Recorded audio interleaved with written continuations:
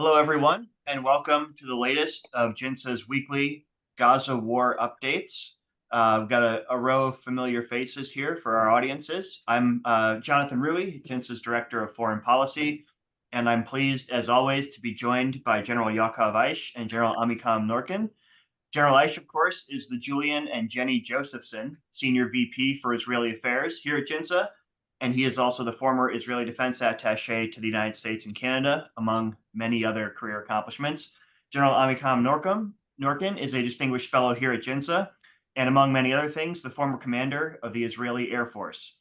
Before we jump into today's discussion, just two quick housekeeping items. The first is I would like to draw everyone's attention to a timely new op-ed from our Gaza Futures Task Force, which officially issued its report last week.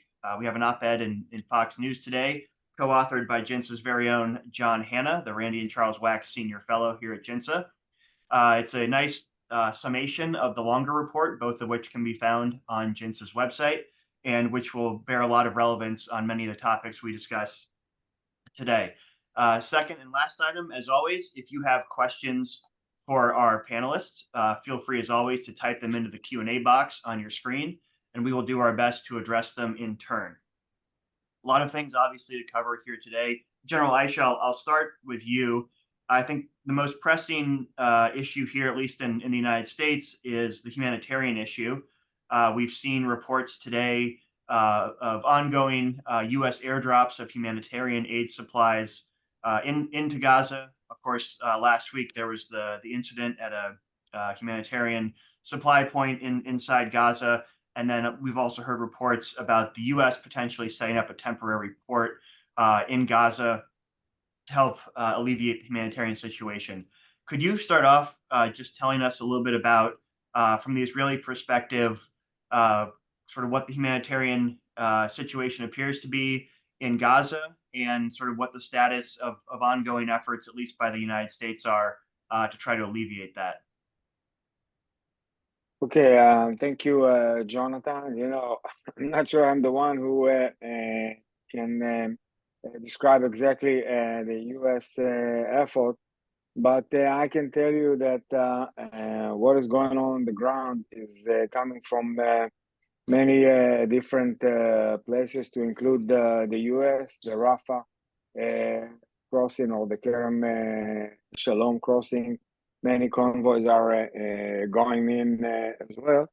And it was published here today, and I met yesterday one of the participants that an American team is over here in Israel on the ground, trying to prepare another logistic interesting line from Cyprus towards the Gaza Strip via the seashore. And the whole idea is to try to provide them Gazans with the humanitarian support they need. From the Israeli perspective, I can tell you that we are talking about a constant supply of water from Israel via pipelines. And I'm not talking here about convoys or containers. I'm talking here about constant supply of water, gas, fuel tankers are also supplied, electricity is supplied, and obviously the fact that goods are allowed entered to the Gaza Strip. This is from the Israeli side. The issue is not only the amount or the volume of supply, is the way it is distributed. And we have seen it in the unfortunate incident last week. We spoke about it last week. The fact that Gazans are storming those convoys is one of the challenging issues. And you can see also the interference of Hamas, to include the shooting and beating, and the fact that they are taking those goods, and instead of distributing them to the public, they are selling it to the highest bidder and taking for themselves whatever they can. So this is really the situation. It's not far from what they called in Arabic fauda, which is practically an area not controlled. This is overall the humanitarian support picture in Gaza. Most of the goods are going to the area that was designated for refugees and displaced persons in Gaza, which is the Mawasi area. And the challenge now is really to continue to provide the stuff they need for those who are in the northern part of Gaza. This is about that effort. Thank you, General Norkin. I've given that your background as an Air Force pilot and the leader of the Air Force, we've in America at least we've already seen plenty of pictures of U.S. airplanes dropping humanitarian aid supplies. Do you have a sense of? And I know this is not the first time that aid has been airdropped into Gaza since the conflict began. Could you provide us your assessment? Is this a reliable way to get humanitarian aid into Gaza, or does it still run up to the problem that General Ice just mentioned, which is it's likely to fall into Hamas's hands and Hamas will use it for their own benefit? Well, thank you, Jonathan. Before I will speak about, let's say, the aerial support, I think that we should mention to our audience that the military completely understand and support the humanitarian vector, and we all understand that the legitimacy is something that we need to manage. And without humanitarian support, we might have less and less legitimacy to keep this war like we want to do. So taking out some of the extremist parties in the parliament or the government, all the others, especially the war cabinet and the IDF joint staff, everybody understand that we need to support the population and to manage a huge humanitarian, let's say, operation. Having said that, the aerial support or the humanitarian activities from the air already started a few weeks, almost in the beginning. The Jordanian Air Force dropped some of those, let's say, food and water and medical support, and the Israeli Air Force, of course, did it, and now the American Air Force did it. But I think the issue is not the way that those let's say, containers get into Gaza. The issue, like Aish mentioned, is how you control and you take those food packages and water and give them to the right people at the right place at the right time. The aerial activities, it's a very, let's say, small vector. It's not a strong one. And I think that the reason that we might heard the President Biden declare that the American forces they are going to build a temporary port in Gaza. This is the reason that because they want a much larger amount of support to get into Gaza. Today, through the border, 240 trucks cross the border into Gaza. It's a lot of trucks, 240, with all the food, water, medical support, but still it's not enough. And once we are going to have the Navy temporary port, I think it's going to be much better. So to drop those this support from the air, from the C-130, it's a nice, but it's not enough. So I guess General Aisha, I'll turn back to you very quickly before we move on to other issues. Something that keeps coming up in discussions is the fact that maybe Egypt could play a greater role in helping alleviate the humanitarian problem in Gaza, and maybe that's just people sitting in their armchairs spinning theories about what might work. Is there more that realistically Egypt could be doing, and realistically in terms of helping get aid in or deal with refugees and presumably with larger help from the international community? Obviously, they are the closest neighbor to Gaza after us, so they can do a lot. Bear in mind that they have full control on the Rafa passage. When it's open, when it's closed, it's their business. And the level of inspection and screening at that terminal is also an issue that they can do much better. Not to mention the fact that there is an informal, shall I call it, channel that they control better. We call it the tunnels. And those tunnels are not only for armament and this type of stuff, but also for goods. Mm-hmm. In the past, Palestinians were using it for commercial purposes, smuggling, and they were using it for other issues as well. And they can do definitely much better on that sense. Having said that, if we are talking about a future passage via the sea, much can be done as well on that channel. And I assume that if the US will build either a temporary port over there or kind of a docking station or something like that, the Egyptians can play a significant role. All in all, it has to be screened either by us or by the US. Otherwise, we will find ourselves feeding the beast again with the all type of capabilities that we met and demolished already inside Gaza and still dealing with them in Khan Yunis and elsewhere.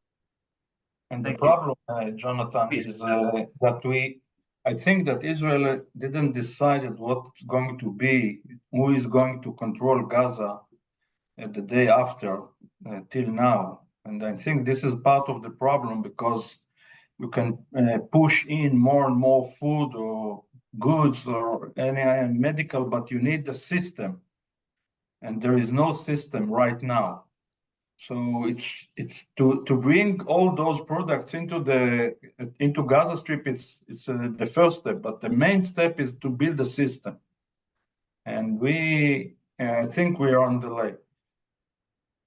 Yeah, thank you for mentioning that, General Norkin. And I would be remiss if I didn't shamelessly again plug our new Gaza Day After report, which lays out just how difficult these considerations are, but also how urgent and important they are to start building, as you say, General Norkin, a system for what comes after Hamas to avoid simply creating a vacuum in which Hamas or others can reconstitute and the humanitarian situation worsen. So on that note, I'd like to ask, I guess, General Aisha, I'll start with you.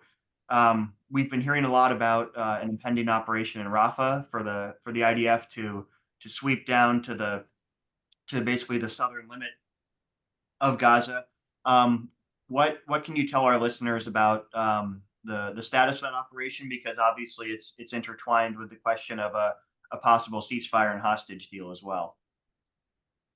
Okay, so I'll try first to give a context to our audience about the importance of Rafa, which I've mentioned already, and then I'll link it to the hostages and to the other sectors. First, we have to bear in mind that the IDF is still fighting at the area of Khan Yunis, mainly under the ground, but not only, and conducting raids in order to sustain the northern part of the Gaza Strip as clear as they can. And if we will take the Nahal Brigade that was dealing with one of those raids on those areas, they found that area that they have left in the past was reoccupied by Hamas militants, and they had to fight their way back for that sense. So there is still an ongoing fight under and above ground at the area of Khan Yunis and the north. The second element is Rafa. Rafa is the last place where Hamas have a capability of another 4 battalions, 4 out of 24. I would say, or the IDF describe the capability of the other 20 is less than 70%. Most of them were dismantled by the IDF, and they have what was left in Khan Yunis and those 4. And we have to add on it the fact that once you are gaining control on Rafah and dismantling those battalions, you should gain a full control on the border, what we tend to call the Philadelphia axis, above and under the ground, and block those lines of supply for Hamas. Once it's done, you can continue in clearing up above and under the ground in Rafah. Now, let me add on it another element, which is the fact that we know that Hamas leadership is under the ground in the area of Khan Yunis, what was left of it, and in Rafah. And in order to complete the mission for that sense, and to make sure that we are exhausting all options to trying to find our hostages, we have to complete Rafah. And now here comes the contradiction. And the contradiction is the level of negotiation that we have reached via the mediators, mainly the US and Qatar and some other players like Egypt, with the Hamas, and the offers that were negotiated in Paris and now are on the table. And it seems like with the fact that Ramadan is about to be celebrated in a few days, we have here a ticking clock, and there are those who are calling it a ticking bomb. And the linkage here is between the tempo of operation inside Gaza. Should we or should we not deal immediately with Rafah for the missions that I have described, or should we wait for a full answer, hopefully a positive one from Hamas? And I don't want to complicate it too much. It has an immediate linkage also to what is going on in Israel, especially in Jerusalem, in the Temple Mount, when you link it to the fact that Arab Israelis and Palestinians are allowed to come to the Temple Mount and to worship and to pray during Ramadan. All in all, it becomes highly, highly sensitive, and this is to say the least. And in the middle, there are those decisions that have to be made. According to what we see, it seems like the readiness for those missions is high to include Rafah, but still everyone have to wait and see what will be the decision of the Israeli government, not only of Hamas, about the hostages. So basically, these are this is the picture. This is, I would say, the complicated picture which we are facing, and this is without elaborating on what is going on in the north, which I'll assume we'll speak in a few minutes.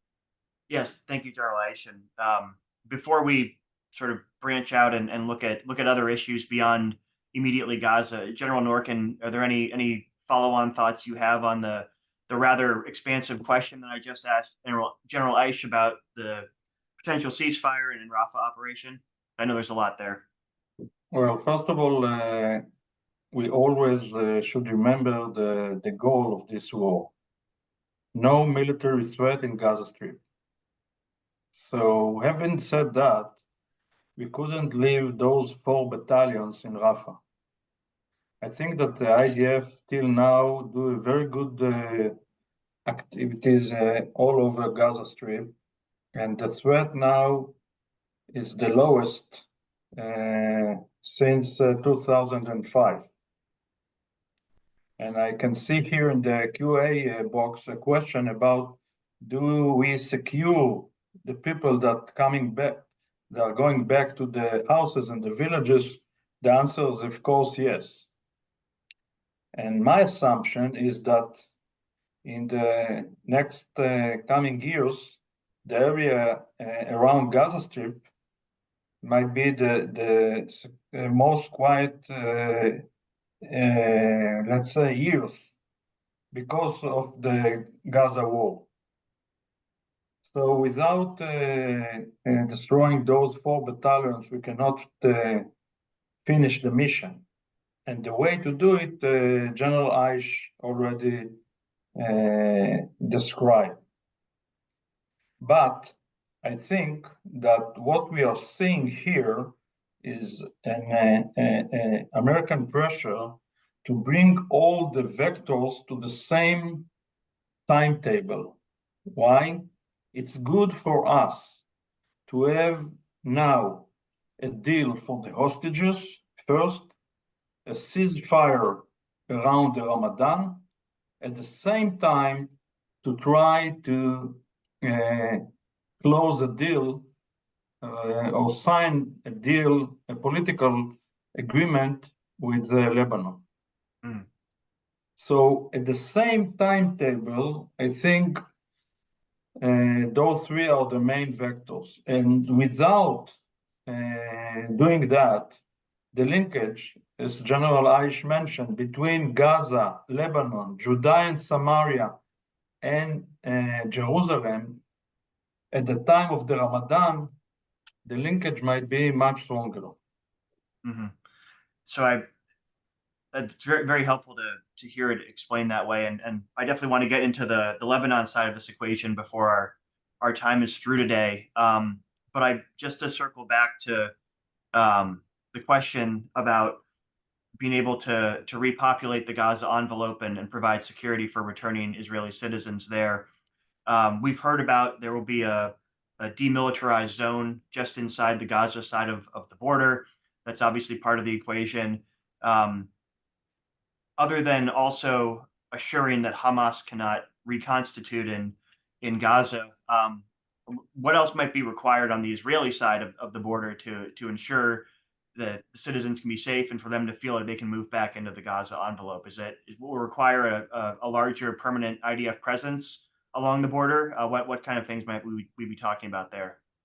We are talking about a secure belt around Gaza. I think that the amount of the forces is going to be much higher. So the way that the IDF is going to secure the area is going to be different with a new plan. And about Rafa, if I may, I think that it's not just the amount of the people that are in Rafa right now, the citizens, that we need to secure them. It's also how the ground forces, the IDF ground forces and Air Force, how they are going to act in this area. And I think that we are going to see it in the future. And I don't want to speak here about the military, the operational plans, but I think that the way, the method that the IDF forces are going to use different methods in the area of Rafa. And of course, we can't do it without fully cooperation with the Egyptian military. So I think that will certainly be an issue that we'll revisit in future weeks here on the weekly update. Again, right before we move on to other issues, we have a question from our audience. I guess General Aish, if you'd like to handle this one. With Gaza largely rubble right now, is there a long-range plan to assist with rebuilding homes and community? I think I have a sense of the answer you're going to give, but I think it'd be helpful if you could sort of illuminate that for our audience. I assume that people are aware to the fact that Palestinians right now are considering a few ways to whom they want as the local municipality or government in Gaza. They are in the level of talking about government of technocrats, The issue is with Abu Mazen, who is willing to do that, but according to the preconditions that were given by him on the table, they might be able to exercise it in Switzerland. This is his demand. So in that sense, I don't see any upcoming solution from that direction. Definitely, they need an alternative, and it seems like they speak about it in a very free way. But at the end of the day, according to who should govern Gaza and who should manage it, it should be a question answered by the Palestinians. It's their part to deal with. We have no claims in Gaza. It's very clear. I think General Norkin mentioned that. What was mentioned as an addition is the conditions that have to be fulfilled if we want to defend, not just to secure our residents on the Israeli side of the border. So thank you, General Aish. There's plenty of stuff still to cover in the back half of today's webinar. Just as a reminder for our audience, we welcome any and all questions. Just type them in the Q&A box, and we'll get to them sort of as the conversation moves along. I guess, General Aish, I'll go back to you for the first stab at this, and then see if General Norkin has additional thoughts. We certainly talked about the upcoming holiday of Ramadan and some of the considerations that may entail. And obviously, 3 years ago in 2021, Ramadan, or the events surrounding Ramadan, were part of the escalation of the 2021 Gaza conflict when Hamas escalated out of Gaza. Are you concerned about the potential for escalation in the West Bank this time around with Ramadan upcoming? Okay, I'll start by saying that we know from the past, and that's how we anticipate the developments in the near future, that Ramadan is not really a consideration for Hamas. On the contrary, and we have seen it in 21 and in other opportunities. When they want to surprise you, on the contrary, they use it to inflame and to incite the population or the terror cells in Judea and Samaria towards Israelis. And the situation in Judea and Samaria in the last 3 months is already a very challenging one. Definitely not at the same level that it was. When we are talking about, I'll just give you an examples. In the West Bank, since the beginning of the conflict, 17 Israelis were murdered. Just to give people the sense of what is going on in Judea and Samaria that we don't hear in the news. In Judea and Samaria, more than 3,450 Hamas militants were detained. More than 435 Hamas militants were killed in different raids and operations of the IDF. So basically, we are talking here about, we call it, low intensity conflict compared to what we can see in Gaza. But definitely, there is an escalation in Judea and Samaria. We saw the beginning of it last year, but we can see an escalation in the last 5 or 6 months as part of, the whole atmosphere in the region. And when you take it in consideration in conjunction with what we see in Gaza, in the Lebanese border, in Syria, that we tend not to mention, like we saw last night, and from other areas such as the Houthis in Yemen, it's a multi-front already challenging the IDF. So going back to Hamas, Ramadan is not a consideration, and we have to be as ready as we can. And definitely we cannot rely on deterrence nor intelligence only. We have to be ready to defend and to remove threats when we identify them. General Norkin, is there anything you'd like to add on this issue of the West Bank in particular? Well, before the West Bank, just about Gaza, Ramadan is a very sensitive period of time, but we are getting into these months with completely different capabilities from the Hamas side. Hamas cannot launch hundreds of thousands of rockets now toward Jerusalem or Tel Aviv. So the main mission for him is to support the Hamas in Judea and Samaria and to push them forward to act. In 2021, he launched tens of rockets, hundreds of rockets toward Jerusalem. Now he can launch maybe a few, but no more, because we destroy most of them and he already launched most of his capacity. So now the main issue is to control the Hamas activities inside Judea and Samaria. And I think that the Central Command already acted for the last few months to reduce all the Hamas terror activities in those areas. And I think that the government took the right decision about the Israeli Arabs, that the government decided that the Israeli Arabs now can come to Jerusalem, to the mosque at the Ramadan, and they can pray and can do all what the Muslims need to do. And this is the right thing. I think that this is the right decision. So as you can see, once you look all over the decisions that the military already took and the government, they are all to control the different fronts and Jerusalem at the time of the Ramadan.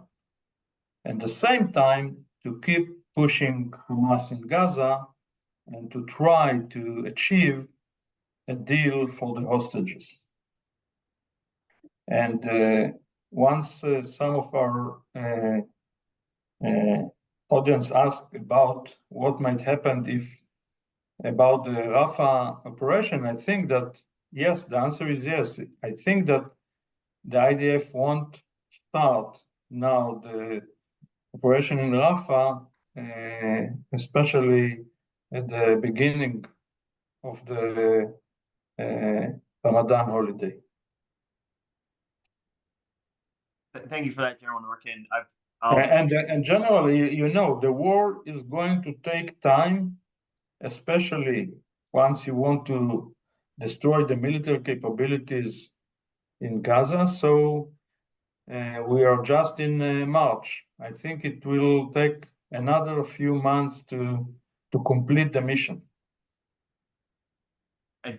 That certainly tracks with what we've been hearing from our Israeli interlocutors here in America, even if it doesn't quite synchronize with some of the leadership here in America, which is that the Israelis have been very clear to us this is an ongoing operation that will, even at lower intensity, take a long time, perhaps many months.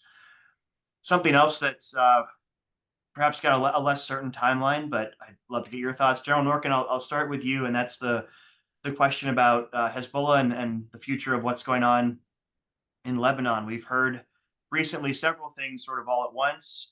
We've heard that there may be a deadline for these ongoing diplomatic talks to push Hezbollah back from the blue line. There's also been what seems from where we sit an ongoing escalation of fire across the border.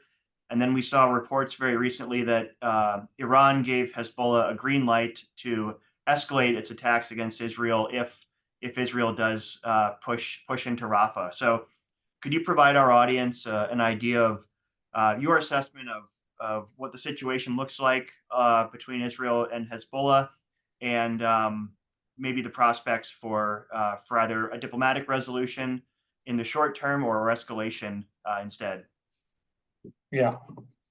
So as we briefed and described in the previous webinars, the situation at the North Front is an asymmetric situation because Hezbollah did or achieved a minimal achievements at the tactical level, but he already achieved a strategic goal once our population withdraw or move from the border, and almost 100,000 people are not at the houses, the homes, villages, and cities now around the border. So this is becoming a strategic issue. At the other side of the border, we achieve a lot. We already killed 235 Hezbollah soldiers. We destroy a lot of military capabilities, military systems, air defense systems, and others. But we still didn't achieve the strategic goal that Hezbollah is agreed to move his forces, the rest of the forces that already, some of them already moved, but not all of them, north to the Litani River. I think that since October 7, the Hezbollah didn't cross the distance or the line of his rockets and missiles. Is launching into the same territory. Although, for example, last week, the Israeli Air Force attacked in Baalbek. Yes. Baalbek, it's a very, let's say, deep target up north at Lebanon. And what we can understand from this issue is that Hezbollah understand that there are aerial activities. Hezbollah last week launched a missile against Israeli UAV, intercept Israeli UAV. The Israeli Air Force react and act in Baalbek. Okay, this is air campaign, but the ground campaign still at the same areas. So right now in Lebanon, in the North Front, there are two campaigns. Let's say the ground campaign with the anti-tank missiles and the ground forces and the artillery, all those activities as one.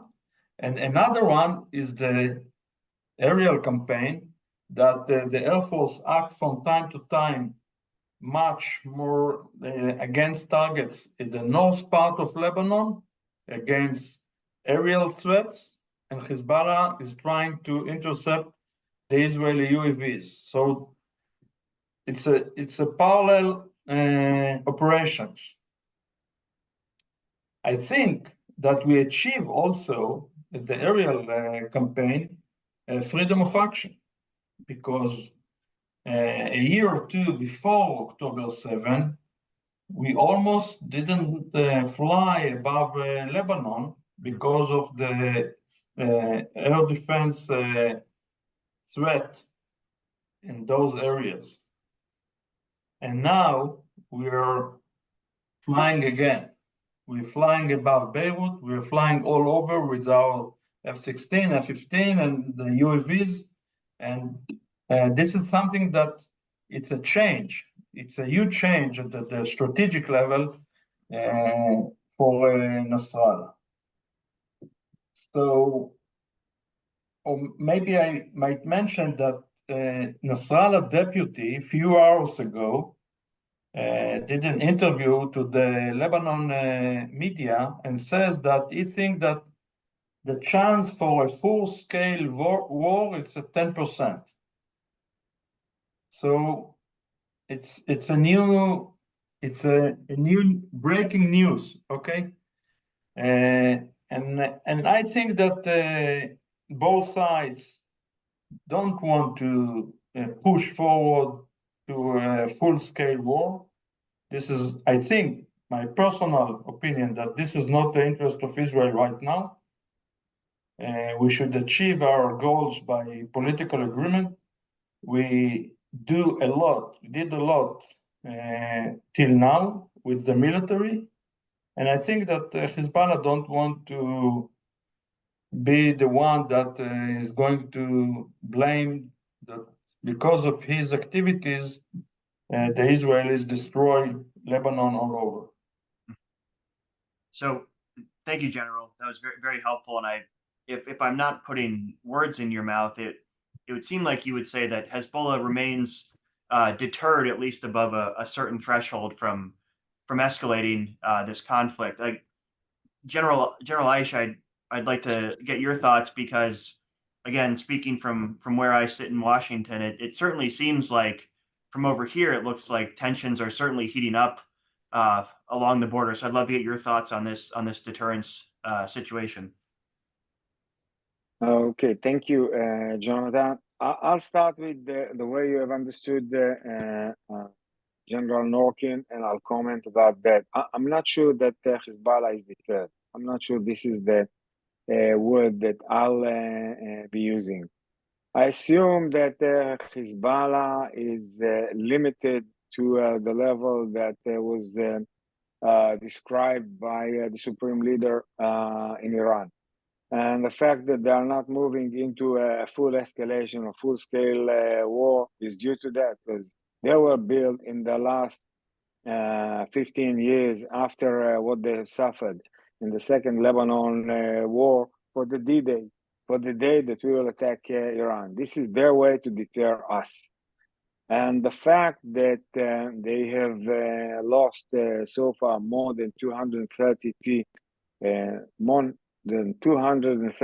operatives is not good enough to deter them, although they have suffered a lot of losses of material and air defenses and sensitive capabilities by our Air Force. They are still active. They are still showing solidarity with Hamas, and they are active to the level, that we have seen yesterday, a barrage of 30 rockets from Lebanon. We have seen an attack from Syria orchestrated by them. Definitely we retaliated. Definitely they have lost what they were using already, because we eliminated it, but they are still active, and we have to bear it in mind. Having said that, we have to remember that due to this operational and strategic situation, more than 70,000 Israelis are displaced, and they are not back to their villages, not to mention all the other ramifications of that on the Israeli public. We have to be in a very strong deployment along the Israeli border, as an addition to our air capabilities, which are used mainly for offensive purposes. But the rest, the army on the ground, is fully deployed in very strong positions, ready for an escalation. It's also a burden that we have to bear in mind. But what we should do is not only to describe the operational situation, is to ask, what is the strategic goal? Definitely, it's a limited one. It was described by General Norkin. It's to push Hezbollah north to the Litani River, basically 1701. But it's a very limited, a very small and reasonable strategic goal, not to mention the fact that later on it will be a challenge to enforce it and to sustain it. Even if it is a limited one, take a look. It's already 5 months. We are not there yet, and it's still active. And not only from one front, but from 2 fronts. So I think we should remember that Hezbollah is more than a challenge here. It's a ticking bomb. And to my humble opinion, it's only a matter of time. And I'm not sure that it's only up to us. When I'm saying it's a matter of time, I don't want to be alarmistic, but it's only a matter of time. It's a ticking bomb that has to be diffused. Otherwise, the equation in that area is not going to be changed. And the most important implication or ramification of what I'm saying is on the Israeli public, the public and the residents of that area. And there is here a very unfortunate linkage between the residents of the north and the residents of the south. Now, I'll link it to the south. In the south, those who are living 4Ks from the border are going back to their houses. And it's not yet quiet over there. Just as an example, the northern sector of Gaza today, there was an attempt of infiltration into Israel by a terror squad that was eliminated. The reason why I'm using this example is to show that there is no 100%. Mhm. We have to continue to fight and to defend and to secure and to be as vigilant as we can if we want to prevent what we have seen in October 7th, not only in the south, but the same in the north. And it's a heavy burden, not on the military, on the Israeli society, on the Israeli economy, and it has its own strategic implications, and we should not hide them. They are there on the table, challenging us. Thank you, General Eich. That was a sort of very elaborate way to put everything on the table, and certainly a lot of issues there that I think we'll obviously be revisiting for better or for worse in upcoming weeks. I want to be sure to sort of cover all the salient issues in the little time we have left. And I'm glad our audience raised the issue of Russia. So I think this is something we're starting to see a little bit more of popping up in the headlines. General Norkin, we've heard about Russia's growing ties with the IRGC and Hezbollah, including possibly arms sales. How do you see Russia playing in to the situation? Let's call it on Israel's sort of northern front broadly, including Hezbollah, but also actors in Syria. How seriously do you take this threat, and what do you worry the Russians might do? Well, I think that since October 2018, Russia became an actor in our northern border because they deployed the Russian Air Force and the Russian air defense system, the strategic one, S-400 and S-300 to Syria. But I cannot recognize any change or different scenario from the Russian side the last months. We thought that we might get more support from Russia, more sympathy from Russia, but this is, let's say, the political or the soft parameters. But at the freedom of action above Lebanon and the way that we act in Syria, as you understand, almost every week there are some activities inside Syrian territories, and there is no news about the Russian behavior and the safety or the safety measures that we used to do, they are still there. Mm-hmm. General Eich, do you have any follow-on thoughts? I know part of the threats we've described from Hezbollah, including anti-tank missiles, surface-to-air capabilities, and then anti-ship capabilities, certainly all seem to ultimately stem from Russian-made weapons. To what extent are you concerned or worried about possible greater Russian arms sales that find their way to Hezbollah or other parts of the Ring of Fire? I'm not sure I'll use the word concern. It's a fact. We know that basically at the end of the day, whatever they sell to the Syrians or the Iranians find itself in this way or the other to Hezbollah. With what we have seen in the last delegation that visited here 2 weeks ago, it's pretty amazing to see the amount of anti-tank capabilities, air defense capabilities that were in Gaza. So we know that they succeeded, to proliferate whatever they want this way or the other way. And these are the challenges that we are dealing with them now, not only in Lebanon, not only in Gaza. I think General Norkin can elaborate on it far more than me, at least in 6 different fronts. This is something that especially the Air Force can feel, to include the ground forces in the north and in the south. and the civilians. You know, as an example, the houses in the villages along the Lebanese border, most of them were damaged by anti-tank capabilities. So we know that they have those capabilities. We know that Russia is behind it, but it's not only Russia, it's also Iran and stuff that is made in Iran as well, and find itself at the end of the day to those terror armies. So I want to be sure to try to get to every question from our audience. So I guess I'll pose this to both of you gentlemen. The Department of Defense here in the United States said a lieutenant colonel assigned to the embassy died today in a non-combat related incident. Do you know anything about this? I'm afraid I don't want to comment on it, because I met a lieutenant colonel assigned to the U.S. Embassy dealing with that mission. I met him yesterday. So I hope it's just a bad rumor, but I don't want to comment more about it. I know him in person. Well, we've got a few minutes left, but it's rather late in Israel, so I want to give you both a few minutes back of your time, and to thank you as always for appearing on our weekly updates.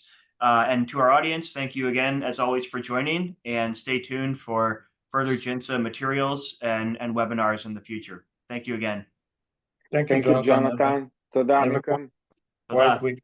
Bye-bye. Thank you. להתראות, מכם.